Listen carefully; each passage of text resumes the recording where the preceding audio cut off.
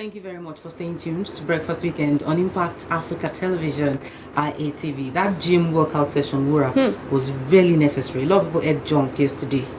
And all the things they've been working out to get off for the past 2 months in the year, they've gained it all back in just one day. But you're welcome back, of course, once again to Breakfast Weekend. And we're kicking off our very first discussion segment, which is about media and national unity. We're being joined by Oloyele Kwalabi, a veteran broadcaster, the Agbaki Olubadan of Ibadan land, and the first culture ambassador of the National Museum and Monuments in Ile-Ife. I'll have you know also that he's the former press secretary to 4 former governors of old Oyo State from 1983 to 1989. Good morning. Thank you so much for coming. Thank you. Good morning to you, ladies, and thank you for inviting me. It's our pleasure. And I can see that you're still in the Valentine mood with your attire. Thank you. I said this yesterday and even before yesterday. In the Yoruba culture, every day is Valentine's Day. Thank you, sir. What's wrong with you? So you said it too. She said it I earlier did. and I really disagreed. In Yoruba culture, every day, once you wake up in an household, the wife must go and greet the patriarch, the husband, or the head of family, and their prayers, and it's shared throughout the day. Love, compassion. But the Roman Saint Valentine, against all odds, celebrated lovers and was persecuted. So it has become, well, I would say, Western world celebration, February 14th of every year, which was yesterday. So the Yoruba people and those who share our values and traditional philosophy, it coincided with the everyday love expression. So yesterday, as you said, Valentine Day, beautiful. Oh, beautiful, yes. And you can see the spillover. I can see it. It's as Yorubas will say, it's really running over. All right, so let's so that catchword, love. All religions of this world teaches love thy neighbor. Love. The love expressed yesterday must be expressed today and forever. That's one deep line. It is. And I hope people are really catching up. I trust. Yeah. We want to discuss media and national unity. You just talked about love. Love seems to be something that is not really entrenched that much anymore. Love is something that you show to your clansmen now. Looks like, I may be wrong, in Nigeria. Oh, you are Yoruba. Oh, you are my brother. I can love you. Oh, you are Igbo. No. You are not my mother's child. You can move away. So I think you're right when you say love should be entrenched. But we're looking at how media can help with that. In the first place, how should we view, you're a veteran broadcaster, what should be the role of media today, in the Nigeria of today? Thank you very much. Like law, medicine, accountancy, and every other profession, they are practiced the same globally. There is no Nigerian media, as there is no English media, no Asian media. The media is that group of houses, print, electronic, newspapers, magazines, television, radio stations that inform, educate, entertain, and mold opinions without losing sight of our cultural environment. Example, look at the Voice of America.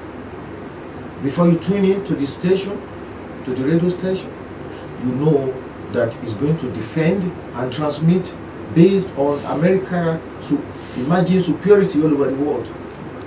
Privately owned CNN is American tuned as BBC. You can never forget that fact. So we must be patriotic. And in performing our roles, we should not lose sight that, as I said, America is not Kenya, as India is not Ghana. So the media, wherever country it is situated, now I'm in the Great Impact Africa TV. Oh, I greet the chairman and your head of station and all the staff. We must not put our environment, community, country into danger or ridicule without losing our professionalism. CNN is now the yardstick. They quoted the Nigerian Minister of Information and Culture as saying that if given a sum of some $500 million or so, he would lift NTA to say, oh, good thinking. Now, if CNN is taken as the standard, and yet CNN defends American interest, and we close our eyes to what we can call, if it were here, partisanship, because CNN will never exist or will stop to exist if America is in turmoil. God forbid. So the media in this country, yes, professionalism, I stand by that. I've gone through hell. What is this now? This is 2020. And so 1979 will be how many years ago? 41 years ago. 41. Yes, 41 years ago. He took the then general manager, our boss, at the NTV, now called NTA by the Network Center, and the then manager of news, Mr. Fabi Olanikwekun, the risk to go and defend me in the office of the then military administrator, Colonel Potafa, because he sent his press secretary, a policeman, what do you call them, military policeman, and 2 officers to come and pick that stupid label. Me, why? Because I was practicing my job professionally. So, I don't know if managers will take that risk today. It's important. I'm sorry, I have to take him up on the last part. Today, there are so many journalists who, in the course of doing their job, have been incarcerated or in detention or something like that, just like you just mentioned that you suffered. Is there any way around it, or is part of the job to expect that in the line of doing your job? Because so many people have started running away from telling the truth so that they won't fall into that trap. Is there any way that can be taken out of the way? Thank you. Emotional intelligence is said to be better than general intelligence. What do the Yoruba call emotional intelligence? Lakai. The ability to adapt to the situation so that you escape first. Because it's only the living that can tell stories or dance or spend money. So it's not timidity, neither is it cowardice. So it's left to every practitioner of, now we are dealing with the media, to think twice. That it's only when you are alive that you become a living hero. So don't enter into brinkmanship, show off, because when it comes, you alone will be at the front in this country as of today. Reverend Bishop Matikuka of the Catholic Mission was recently quoted in a statement as saying that Nigeria is not worth dying for. My boss of blessed memory, Chipolaki, in his column on Sunday Tribune once wrote, Nigeria is not worth dying for. Yet we must be able to die for our country. So in this situation now, as we said, let every media practitioner, journalist, programmer, anybody who comes up, even radio and the print, don't try and be a hero.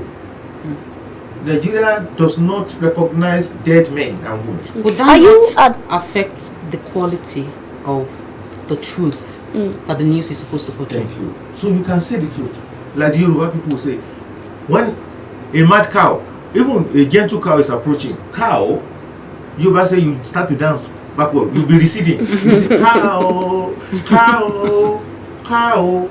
So the cow will be happy. Oh, he or she is respecting me. But if you want to charge a cow, like our senior in the profession, fathers, one of the founding fathers of journalism in this country, the late Dr. Nnamdi Azikiwe, publisher of the West African Pilot and other newspapers, Azikiwe had 2 PhDs, academic work. He said, only a madman will approach a fast-moving train. And they say in Yoruba, or I am not saying you should abandon that noble role of defending, informing. I'm not saying that, but you can do it with a lot of emotional intelligence. Those who have dared, not only in this country, they are gone. Until we have a saner society that was available during the colonial era. The British colonialists the worst they did was to send them to jail. Nnamdi Azikiwe escaped to Ghana from persecution. He lived thereafter. In recent history, going back 1986, we never had that before. The founder, one of the 4 founders of Newswatch, brilliant former Radio Nigeria Ibadan staff before he traveled to the US, and star of Daily Times and then later Sunday Concord, Mr. Delegiwa, died through a parcel bomb. And until this morning, the source is not known. But if they quoted him right, because there was another gentleman, I think his staff, that they said they were sharing breakfast that day. He said the last word of Mr. Giwa was, because they said to be opened only by Mr. Delegiwa. So when they handed the parcel to, when his son Billy handed the parcel to him in the dining hall, according to the other person who was there, he said, Mr. Delegiwa, on receiving the parcel, said, this must be from Mr. President.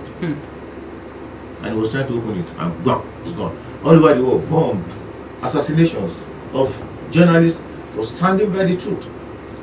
And there are others who stood by the truth and live to see the other day, like the late Chief Anthony Enauro.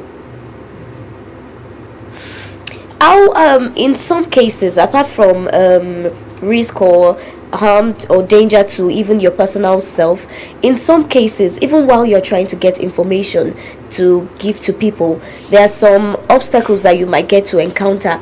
Let's even take a look at, let's say it's not even a public institution or something to do with government, maybe a private institution. You see them bringing up rules and laws like, some protection of the constitution, saying that they have their right to privacy, that they're not going to allow you to get some information that perhaps you feel some people deserve to know.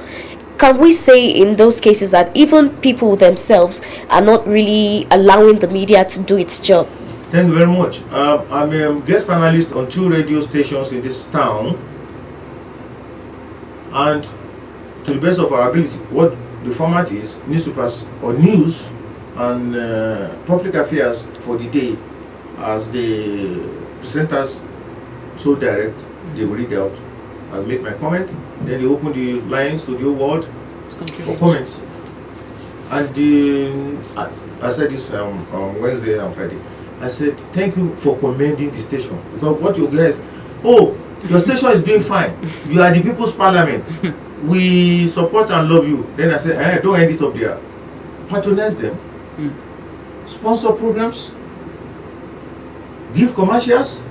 Because these stations run on what you can call hard nut. Because of the shortage of public power supply, they do private power supply. Are you on Gen or public affairs? Definitely. Good. They buy fuel. They need cameras. They need gadgets. The staff must be paid very well. So, the responsibility of the society now, my dear lady, that you are talking of, they must patronize, which is very important. I started my career with the Daily Sketch 1973. Newspapers and magazines are run not because of the sale of that copy, but more because of the commercials, advertisements, sponsorship. So, public, if you don't buy, if you don't sponsor, do you think forever it is always today is Sunday, Christians are going to church? Second one, do you volunteer information to the media? As you said, the most agonizing part of it is those who are supposed to give information for the benefit of the public, including themselves or their environment or even their profession. They say, they run back. Or the third one, don't see the journalist or the media person as a spy or an enemy, as long as the investigation is not self-centered or to do with this.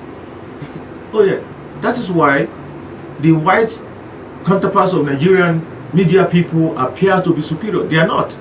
Some of the best brains of this country are running or have run media organizations abroad. I was a student in England, College of Journalism, which has become part of University of London, 1976, and we shone like stars. How do they do it? Because the public, the government, know that it's your right to ask and get answers. In some 30 years back in this country, BBC, VOA, I don't know whether CNN started existing, foreign news media will be giving stories out for their Nigerian colleagues' consumption, because those who hold public office in this country prefer to be interviewed by foreign journalists. So all these angles must be looked at. Yes, there is a freedom of information bill in this country, but how much of it is enforced? Voluntary. That is why they appear to be, and in tandem with our security forces, particularly the police. The police are not from Mars or Saturn; they are Nigerians like us. But if they get necessary information, tips, like they get abroad, because abroad everybody's on the lookout for something that is strange, and they call it street so. Two strange men have been wandering, and in no time they are there. But here they say, kilo so it goes for the media too. Until the public can see the media as comrades in preserving our lives, our reputation, and freedom. Oloye, all the while we've been talking, these are the stakeholders. I mean, the people, the government, other stakeholders when it comes to how media can grow in Nigeria. But let's look at the media men themselves. There is the role. We started this with national interest in mind. Good. Now, especially when you look at print media, there is a level of, when you put about 10 newspapers on the table, there is a level of regionality to them. Some of them focus on showing what's happening in the north because maybe they have interests there. Some of them show what's happening. Would these specializations enable the growth of media, or would it impede it? However long a river is, it has a source. And even if you are seconded to the United Nations, African Union, or ECOWAS, when you visit home, they are going to ring it in your ears that don't forget home, bring the goodies from New York, Addis Ababa, to your home. Fine. But it is the person, whatever position you hold, that you know that first of all you hold your loyalty to the overall interest. So if you put, as we said, you don't need up to 10 or put about 4 newspapers on this table, and you're going to see the tribal coloration of the owners or the government, and they're promoting that interest, which is not a sin. But when it's going to collide with the national interest, the national interest should override tribal, religious, political, or whatever climb. So when we talk about mediation, in that, going by what you just said now, would there not always be a collision? Would there not always be a collision? Yes, there will always be. So, and as I said, then you are going to use that emotional intelligence again to dance before the cow. You see it. If you feel they are cheating you, your tribe, in national polity, as it is now being alleged and proven that the present government under Major General retired Buhari is leaning on his ethnic tribe. When they list the first 20 sensitive positions in this country, the Fulanis have more than 90%. And of course, that is not balanced. But if you are going to project it, don't let it appear that it's do or die. We must destabilize. We must break everything. Just bring out the sensibility in it. Is there a word like unfairness? And the overall one of the federal character that says it must be seen to be balanced. It's not balanced when a particular ethnic tribe is holding 16 of the major security sensitive position in a country. It's not balanced. So as a media practitioner, the job is to show what's happening, not necessarily color it or sensationalize it. Thank you. Like I said, as I said, now those who are giving us the percentages, they are putting the names of the office occupant. So you cannot control that. True. Apart from how you portray the various balances that you're talking about in ethnicity and maybe position holding and all that, which I feel is more of social justice, how can media, would you say our media is being used as a tool to pursue social justice in terms of equality in resource distribution, equality in all the materials, access to resources and all that, especially since we have diverse ethnics and we have diversity in Nigeria? So would you say that our media is being properly used as a tool to pursue social justice? Yes, thank you. In the 1970s to maybe the early 90s, New Nigeria newspaper was the leader in opinion molding. New Nigeria leader, because you are going to see what they will call empirical facts, followed by the Nigerian Tribune, well known for the firebrand in challenging imbalances. So when it comes out and you cannot smell ethnicity, tribalism, you are going to flow by the opinion so expressed, because you are going to say the facts and you are going to flow. So social justice is not only restricted to the media, to all segments of the society, the judiciary, and the civil service, the private sector. And you are going to notice that in the private sector or some agencies of government that people consider to be lucrative, when you can we see your top echelon table, please? And you can see that the chairman is from the side of the country, the chief executive is from another side of the country, the middle level managers are spread. Oh yeah, then you just close your eyes and say, oh, good luck to you. So it's part of the things that the media do, but some overdo it. And it's that balance that we need to seek. Thank you.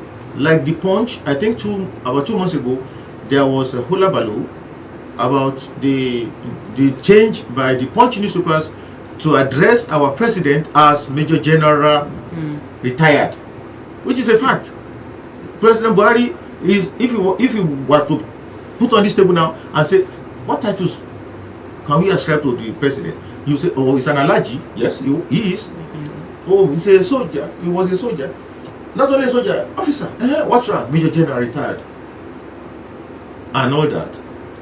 I don't know the name of the news. I think it's the Trust. I hope I'm right. That counterbalanced Punch new opinion also. And in the Trust on what they say was counterbalanced, you could see ethnic. So this is where the collision we talked about earlier is happening. Yes. In that case. Yes. Wow. Okay. A few days ago, the World Radio Day was celebrated, and the theme was radio and diversity. Yes. I mean, Wura just talked about how diversity is a huge thing in Nigeria. So we're going to watch a report very shortly. When we come back, we can talk about the solutions to the collision that can happen between the media and the diverse tribes and ethnicities that we have. We'll take that report now. Every 13th of February is a day set aside to commemorate the World Radio Day. It's a day to spread awareness among the public and the media on the importance of radio. Speaking on the theme of World Radio Day 2020, Radio and Diversity, a veteran broadcaster, Professor Yemi Farombi, explained that the form of coverage the radio has affords it the opportunity to be diverse in content, ownership, and presentation styles. It centers on three main aspects. One is pluralism in radio. And by pluralism, they mean diversity in ownership, diversity in content, diversity in the makeup of what you are presenting to the listeners. You can have so many stations. If they all sound alike, then there's no diversity in it. But there is diversity when you begin to have specialization. You have sports radio, business radio, entertainment radio, musical radio, talks radio, and things like that. then you begin to have pluralism in radio. He added that the day also calls on the newsroom to reflect on the society's ideologies, class, and social groups. They want the newsroom itself to reflect some diversity in terms of class, in terms of ideological orientation, in terms of background, in terms of economic, social, political background, so that what comes out of the newsroom can be a reflection of a broad spectrum of what the society is about. Farombi stressed that the essence of the day is to create a unified front and common interest among the variety of audiences. Take a country like Nigeria, 200 million people, we all live together, 380 or thereabout ethnic nations or linguistic units, 774 local government, not counting the SCDAs, 36 states. If you look at all these diversities, you must be able to have some common denominators that unite us. And the only way to get this is by communication, by interrelationship, by building bridges, by creating awareness. Similarly, a lecturer at the Communication and Language Arts, University of Ibadan, Dr. Babatunde Ojebuyi, said the day is to encourage decision makers to establish and provide access to information through the radio. People, the policy makers, stakeholders, everybody should know what they should do with the radio. Because if radio is not properly used, it's like a tinder. It can set the whole society into a serious flame. So radio is very powerful. We should use it appropriately, but to integrate people, to connect people, to send messages, positive messages that will make people to contribute to national development. He therefore urged owners of radio outfits to ensure the provision of adequate welfare to broadcasters and ensure the creation of unbiased content. We want to make profit, we want to be socially responsible. We have to balance the two. Yeah, to make sure that we have independent-minded people, people that are not biased, people that are objective, that we man radio stations and then project what people should hear, not what some people want people to hear. Then the radio stations must ensure that they remunerate their staff well, so that the staff will not be influenced negatively. Radio is a century old, but without doubt remains an important source of social interaction. Can we ever forget the role it played in disaster relief and emergency response? All right, so welcome back. Professor Farombi, in that report, started by saying that diversity is a good thing on radio, or let's say in the media, for example, where you have different things coming up, different ingredients, so to say, making a very nice pot of soup. But he also came later to say that diversity, because of the diversity of Nigeria, it's important to, like we've discussed so far, have national interest at heart. Now, I'd like to ask the question of how we can use the media to build bridges. You know, when we look at the diversity we have in Nigeria, how can we use the media to build bridges? Thank you very much. I'm not sounding parochial or partisan. When I talk, I base it on what they call empirical facts. Western Nigeria government, under the premiership of Chief Obafemi Awolowo, son of blessed memory, established Africa's first television station, Western Nigeria TV. We started transmission 31st October 1959. We celebrated the 60th anniversary last year, October, led by the chairman, Dr. Yemi Farombi, our boss, then at Television House. This year is the 60th anniversary of Africa's first commercial radio station, Western Nigerian Broadcasting Service, WNBS. Because what you had was WNTV, WNBS. WNTV taking the appellation first in Africa, now radio, WNBS. Using world standards. Not closing our eyes to diversification of the tribe, Western Nigeria, which today is about 6 states, including Delta and Edo. They were part of Western Nigeria, and some parts of Kogi and Kwara. So what did they do? They had programs that took the interest of the minority people and even the larger society.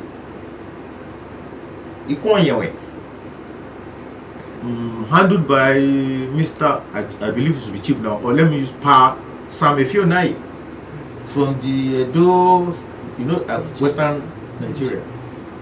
Alhaji Latif Ali from Northern Nigeria. He had a program on WABS. So that the listeners who were not Yoruba, or even if they were Yoruba and wanted to listen to something that is Hausa based, tuning. Edo, tuning. So they use that diversification to hold the audience and international community. WMBS on the dot of 1 p.m. will now link with BBC for the world news. And all that. Then they had some religious program from America, Voice of Reason also. Because my father, of blessed memory, the late Papa Abrahim Oladushu Alabi, Elias right time, bought me a radio set in 1963. Yeah, when I became my primary school's head boy. So I had a companion. It's like the little child's laptop and all iPad now. And it gave me exposure to the world, to tune in and listen with all due humility. I was ahead of my peers in current affairs. Hence, I won the highest quiz prize of WMBS, 100 guineas in 1969. Wow. And I was just 19. 100 guineas today would be about maybe 10 million naira. Yeah, they call it Any Question. And it was produced by Chief Dipo Babalola and the late Auntie Shon, I will get her name back now. Shonibare, Remi Shonibare, later Mrs. Hamilton. It was recorded at the UC's, United States Information Service Center at Cocoa House. That is radio for you. Then look at the mobility, compact. They used to call it bush radio, that did not need electricity to power it, batteries. And it was there in the villages, communities, even in the towns. E.g., a tailor puts on the set by side and it's working. He doesn't need to look at or watch out for video and audio. It's only the audio. So the power, the reach of the radio, very massive. And then for those who had and still have till today, I don't know even if radio sets exist anymore, because all these gadgets now do. But all then, those gadgets have radio set. Thank you. Radio services. Thank you. So then, if you wanted to own a radio set, you will look at the model and see if it has medium wave, short wave, because if it has short wave, you could tune into any station in the world, and then you are linked with the world for information, entertainment, for the what do they call them now, the ardent post takers of those days. They will not miss BBC. I think it's usually at 6 o'clock when they will transmit the results of football matches. So you can see the impact of radio. And then the government of Western Region under Chief Awolowo, later headed by Chief Samuel Ladoke Akintola, used television principally to propagate the free education programs. That's why they bought sets for communities. Lalukon, Ido, Ado-Ekiti, Benin, spread all over the region. Oloye, these are in the past. Today, how can the media, because no matter how you want to look at it, it has evolved. Yes. Media has taken shape, reshaped in some ways. Yes. And the diversity of today may not have been so really entrenched as it was. I mean, the one in the past rather may not have been so as integrated as it is today. So how can we use the media of today to solve today's problem? God will bless you. Amen. When a person, institution, governments do well, it's not all the time to attack institutions. I was the chairman of the installation of the new executive of Radio and Television Workers Union, Oyo State branch, held at the Radio House, Radio Nigeria Ibadan, on Thursday. Ratahu. That was the radio day. Thursday. This Thursday. So naturally, my address to the audience centered on radio, not only just World Radio Day, radio and the power it possesses. So, as I was saying about commendation, this government has restored history into school curricula. History that was yanked off, and I don't know why anybody would want to forget your past. How do you project for the future? So, past, the one I have been analyzing. Now you step into the present, and you must also raise your level and see to the future. But the basic objective is there, to transmit sound to listeners' hearing. Technology continues to improve by the day. Here we are now. We are transmitting live. Good. When our seniors were in the business, 90% was recorded, 10% live, because it costs a lot of money, and to make connections through NITEL. Good. So with technology aiding at medicine, all professions, now we are centering on the media. Now the radio segment. Because of the easy reach for you now, without all the bundles of transmitters and all that, look at your station and you are reaching the world. Content matters. So it must improve as technology has improved. Whereby in the pocket now, you have handsets. Whereas in the good old days, how many people had telephone in a street?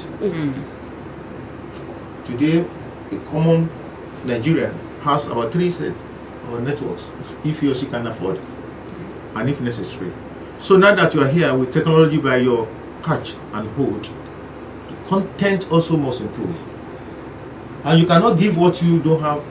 Definitely. So the presenter, like a doctor, the doctor must be a specialist in the particular area, like the lawyer. Good. So the practitioner, the first thing in creativity, generally, writing, sculpturing, dancing, and all that, the first thing is talent. Inborn. That's why when I talked, I'm a patron of FIBA, Federation of Independent Broadcasters. I said, stop copying the other person because you think he or she is popular. That's his or her gift of presentation and voice. Good. Develop yours. Look at yourself. What are my strengths and weaknesses? Share the weaknesses. Follow up.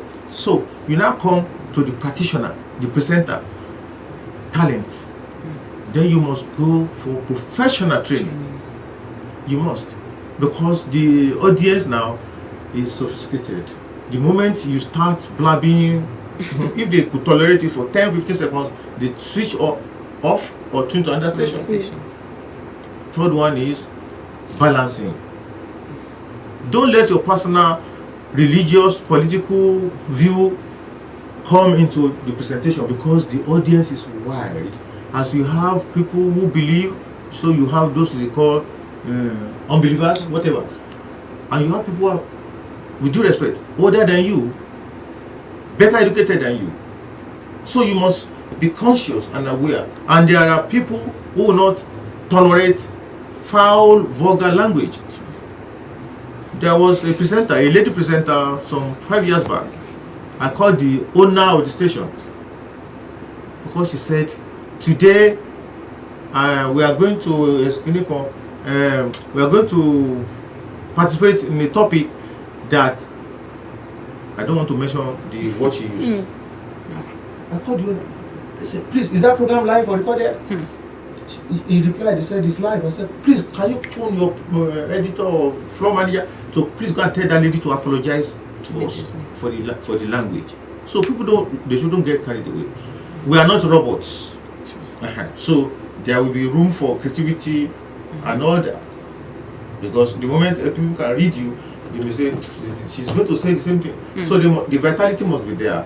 But we must be conscious of the fact that cultures, traditions, and many other things must be taken into recognition when we produce and present. But the greater part of it is education. Oh yes, education is like polish. If you see a pair of shoes abandoned in the corner, and then you approach your uncle or auntie or even your friend or brother, you don't need this pair of shoes. Can I have them? Take them. You take them. You brush, you buy polish, you shine, then you put out for the likelihood is for the person to say, Joe, I will give you money back. Me, my father, I don't know, because you have now refurbished, restructured the thing. So it is with us in this profession to be ahead of the viewers and the listeners, using advantage of what you have to the technology.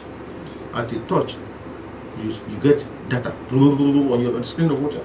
Before, you go to the library. WNTV, WNBS, television as I go to the library, large library. They will search for records, they will search for information.